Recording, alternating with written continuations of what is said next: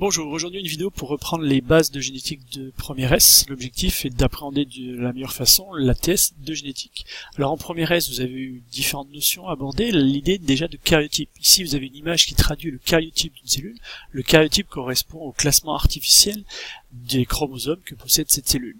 Ici vous avez la formule karyotypique 2n égale 46. Le 2 signifie qu'on a affaire à une cellule diploïde. Être diploïde pour une cellule, c'est posséder chacun des chromosomes en 2 exemplaires. On voit bien ici cette notion de diploïdie, vous avez 2 chromosomes 1, 2 chromosomes 2, etc.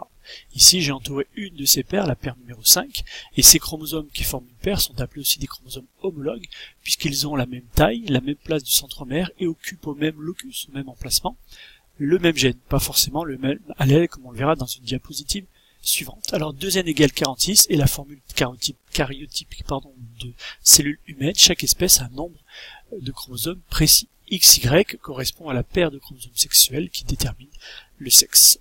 Alors dans ce karyotype, vous voyez que chaque chromosome a 2 chromatides réunies par un centromère. Alors je l'ai rappelé, ça a été abordé en première S, l'origine de ces 2 chromatides réunies par le centromère qui forment le chromosome à 2 chromatides ou chromosome métaphasique.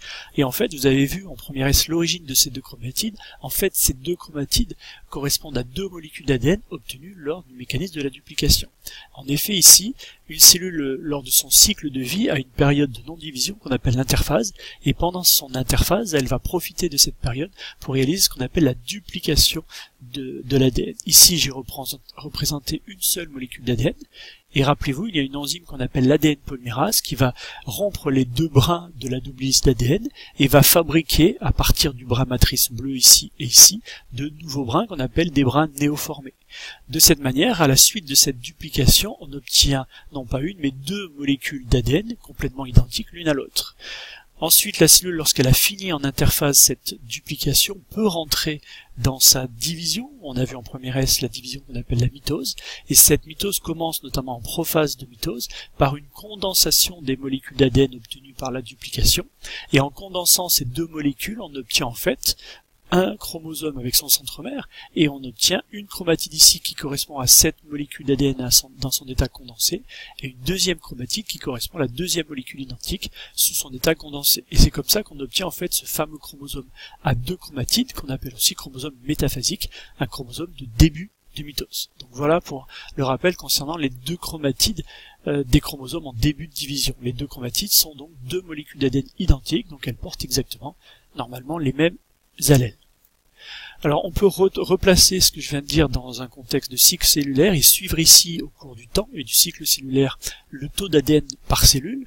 Au départ, évidemment, on a ici une quantité stable en interphase, c'est la phase G1.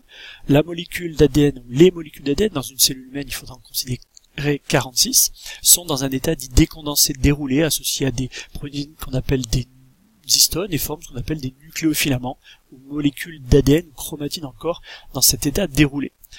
Ici, donc voilà. Ensuite, vous avez ce dont on vient de parler juste avant, la phase S, ou phase de synthèse d'ADN, où la cellule donc va devoir dupliquer cette molécule d'ADN. Donc on obtient à la fin de cette duplication, non pas une, mais 2 molécules d'ADN. Et la cellule fait ça évidemment pour les 46 molécules d'ADN qu'elle possède dans le cas d'une cellule humaine. Ensuite ici vous avez en G2 peu de modifications concernant le programme génétique, et enfin ici la cellule sort de l'interphase pour entrer en début de mitose, et le démarrage de la mitose passe par la prophase qui permet la condensation, l'enroulement si vous préférez, de chacune des molécules d'ADN. Donc en condensant cette molécule on obtient cette chromatide, et en condensant l'autre molécule on obtient la deuxième chromatide. Donc voilà pourquoi en début de division, en mitose, mais on verra que c'est la même chose lors de la méiose dont on va parler en TS, les chromosomes ont 2 chromatides, tout simplement parce que a précédé la phase de duplication. Vous avez aussi que la mitose est assez simple comme division, puisqu'elle consiste à séparer les 2 chromatides, il y a une cassure du centromère et chaque chromatide part dans une des 2 cellules filles. Donc ici, si je suis le taux par cellule, dans une cellule fille, je vais avoir une seule chromatide qui correspond à une molécule d'ADN, donc l'ensemble de l'information est présent, et c'est pour cette raison, à la fin de la mitose, qu'on retrouve le taux initial d'ADN, ici de 2 unités arbitraires. Cette molécule, évidemment, d'ADN va de nouveau se décondenser, et la cellule va retourner en interphase, on retrouve le démarrage du cycle. Donc voilà comment on peut traduire l'évolution du matériel génétique au cours d'un cycle avec mitose. Alors la mitose, justement, on l'a vu en détail en première S. Je reprends l'idée de la mitose. Elle commence par une première phase qu'on appelle la prophase, qui correspond, je l'ai dit, à la condensation des molécules ADN dupliquées sous la forme de chromosomates de chromatine. Ici, j'ai pris l'exemple d'une cellule avec formule karyotypique 2n égale 4. Diploïde, évidemment. Donc la diploïdie se traduit par des paires. Ici, j'ai bien une paire de chromosomes rouges, même taille, même place de centromère et au même locus, le même gène, A, et une deuxième paire bleue. Et 4 traduit bien le nombre de chromosomes. En métaphase, ensuite, il y a simplement un alignement des chromosomes sur le plan équatorial de la cellule. On a disparition de l'enveloppe nucléaire et les chromosomes, toujours à 2 chromatides, évidemment, s'alignent sur le plan équatorial de la cellule. L'anaphase est une étape importante de la mitose puisqu'elle voit la séparation des chromatides. Chaque chromosome subit une cassure du centromère et les chromatides de chaque chromosome partent au pôle opposé de la cellule. Ici, on voit bien la chromatide qui porte la LA vers le pôle nord et le pôle sud pour l'autre. Et on fait ça pour chaque chromosome. De cette manière, on va pouvoir terminer la mitose avec la télophase. Il y a un étranglement ici avec la naissance d'une membrane plasmique qui sépare la cellule mère initiale en 2 cellules filles. On obtient bien 2 cellules filles identiques puisqu'elles ont la même formule karyotypique 2n égale 4 qui correspond à la formule karyotypique de départ. Alors 2n égale 4, on peut le vérifier. 2, est-ce que cette cellule est diploïde? Oui, puisqu'il y a bien une paire de chromosomes ici qui commence à se décondenser, la paire rouge et une deuxième paire bleue. Pareil ici. Et 4, on a bien 1, 2, 3, 4 chromosomes. Donc ici, on a la même cellule que la cellule de départ. On est bien dans une mitose, une reproduction conforme, une reproduction à l'identique. Alors, je reviens à cette notion de karyotype vue au début de la vidéo, pour insister encore une fois sur la notion de paire de chromosomes homologues et sur la notion de diploïde. Ça, c'est vraiment important pour la suite. Alors, être diploïde, l'organisme est diploïde, ça veut dire que chaque chromosome est présent en 2 exemplaires, et ces chromosomes en 2 exemplaires sont appelés des chromosomes homologues. Je rappelle la définition d'homologue. 2 chromosomes sont homologues, c'est-à-dire qu'ils ont la même taille, la même place du centromère, et portent au même locus, c'est-à-dire au même emplacement, le même gène, pas forcément les mêmes allèles. Ici, j'ai pris une cellule ici très simple qui porte 2 gènes. Donc cet emplacement est occupé par le gène 1 et c'est l'emplacement et le gène est le même pour tous les individus de l'espèce. Donc par exemple, si c'est le gène groupe sanguin, nous avons tous le même gène groupe sanguin au même emplacement sur tel chromosome. Pas forcément les mêmes allèles. Et ici, j'ai considéré un deuxième gène. C'est un exemple simple puisqu'une paire de chromosomes peut porter plusieurs centaines, voire milliers de gènes différents. Alors ici, on a bien affaire à une cellule diploïde avec des chromosomes qui vont par paire. On a une paire de chromosomes homologues. Et par contre, ici, ce sont des chromosomes que j'ai schématisés à 2 chromatides, ce qui correspond en début de division, notamment en début de mitose. Mais n'oubliez pas qu'une cellule peut être diploïde tout en ayant des chromosomes à une chromatide. Ici, j'ai bien une cellule diploïde puisque j'ai une paire, j'ai un chromosome et une chromatide et son homologue qui porte au même emplacement le même gène, pas forcément les mêmes allèles. Donc n'oubliez pas ici que cette cellule est aussi diploïde.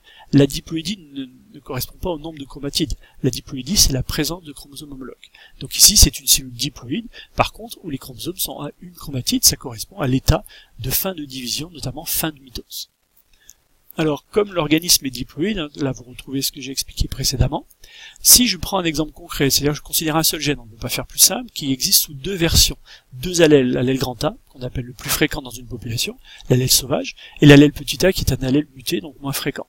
Et comme nous sommes des organismes diploïdes, nous avons chacun de nos gènes en 2 exemplaires. C'est pour ça qu'il y a plusieurs cas à considérer. Ce premier cas de figure, on voit ici pour cette paire de chromosomes homologues, l'individu porte le même gène et la même version allélique sur les 2 chromosomes.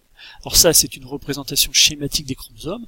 On peut traduire ce schéma chromosomique par une écriture de génotype. On met toujours le génotype entre parenthèses et on va placer 2 traits. Alors pourquoi les 2 traits? Tout simplement pour témoigner de la diploïdie. Ce trait du haut représente ce chromosome ici à 2 chromatides et le deuxième trait représente son homologue, c'est-à-dire le deuxième. Et je positionne les 2 allèles portés par chacun des chromosomes. L'individu, dans le cas précis ici, est considéré comme homozygote pour les gènes considérés, tout simplement parce qu'il possède, on le voit bien, le même allèle sur les 2 chromosomes homologues. On appelle donc cet individu homozygote pour le gène considéré. Le phénotype, évidemment, comme il n'y a que l'allèle grand A, entre crochets, va être un phénotype que j'appelle grand A.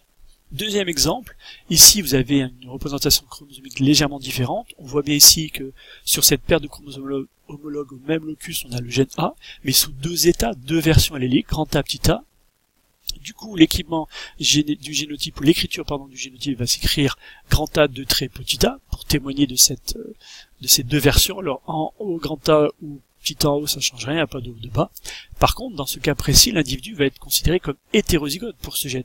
Hétérozygote signifiant qu'il a 2 allèles différents pour le gène considéré. Alors le phénotype, évidemment, va dépendre de la dominance ou de la récessivité des allèles. Ici, je l'impose, si A est l'allèle dominant et petit a l'allèle récessif, il n'y a pas d'ambiguïté, le phénotype sera grand A. Dans la réalité, c'est l'observation des phénotypes qui vous permettront de déterminer des 2 allèles celui qui est l'allèle dominant. Ici, c'est un copier-coller, toujours pareil, grand A sur petit a, donc individu hétérozygote. Simplement, le cas où l'allèle petit a domine, le phénotype change. Ici, vous avez un avant-dernier cas aussi, très simple. Là, on a aussi ce qu'on appelle un individu homozygote. Il est petit a de très petit a, ça c'est son génotype, qui correspond à cet équipement allélique au niveau des chromosomes. Cet individu est donc considéré homozygote pour le gène A. Et comme il n'y a qu'une version allélique, le phénotype, évidemment, ne peut être que A. Même si A est un allèle récessif, il est récessif s'il a plus fort pour le dominer, l'allèle grand A, mais comme il est tout seul, il s'exprime. Dernier cas de figure, ici vous retrouvez un équipement chromosomique et une écriture de génotype hétérozygote. On a bien un individu hétérozygote grand A petit a, mais n'oubliez pas que parfois les 2 allèles peuvent avoir la même puissance, c'est-à-dire s'exprimer tous les 2 au travers du phénotype, et dans ce cas-là, on aura un phénotype qui traduit ces 2 allèles grand A petit a. Si je résume, vous avez vu qu'un chromosome en début de mitose est forcément constitué de 2 chromatides, alors en début de mitose, ou comme on le verra cette année, en début de méiose. Pourquoi 2 chromatides? Parce que juste avant ce démarrage de la division, il y a eu la phase de duplication, la phase de synthèse d'ADN, qui donne naissance aux 2 chromatides photocopies l'une de l'autre. C'est pour ça que les chromosomes en début de division sont à 2 chromatides et appelés des chromosomes métaphasiques. Deuxième idée, la cellule diploïde. C'est important de retenir qu'une cellule diploïde signifie qu'elle possède chaque chromosome en 2 exemplaires, et ces 2 exemplaires du chromosome sont appelés des chromosomes homologues. Alors n'oubliez pas qu'elle peut être diploïde, comme mon schéma le montre, en ayant des chromosomes à 2 chromatides, c'est au début d'une mitose par exemple, mais qu'elle peut être aussi cette cellule diploïde avec des chromosomes à 1 chromatide. On a quand même bien ici une paire de chromosomes homologues. Donc diploïde avec des chromosomes à 1 chromatide, c'est ce qui se passe en fin de mitose. Vous n'oubliez pas aussi qu'une cellule haploïde, ça on en a un peu parlé, l'année dernière on va en parler beaucoup en terminale, par opposition à une cellule diploïde, signifie qu'elle possède aussi tous ses chromosomes mais en un seul exemplaire. Les paires en fait de chromosomes n'existent plus. Et on verra cette année en TS qu'il existe une division qu'on appelle la méiose qui a cet objectif que de faire passer une cellule diploïde vers son état haploïde. Et voilà ce qu'on appelle un état haploïde. Il n'y a pas de paire, il y a un seul exemplaire de chaque chromosome.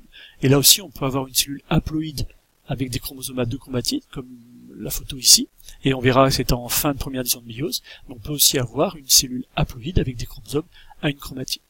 Dernière notion importante, la notion d'homozygosie, d'hétérozygosie. Quand on considère une cellule diploïde et un gène, l'individu peut être homozygote pour ce gène, ça veut dire que sur la paire de chromosomes homologues, il porte au même locus les mêmes allèles, donc il est petit a 2 traits sur petit a, donc ça c'est un état homozygote pour le gène. Mais il peut être aussi, rappelez-vous, hétérozygote, puisqu'il peut posséder 2 allèles différents du gène considéré. L'écriture est grand A sur petit a, et l'individu est considéré pour ce gène hétérozygote. Voilà.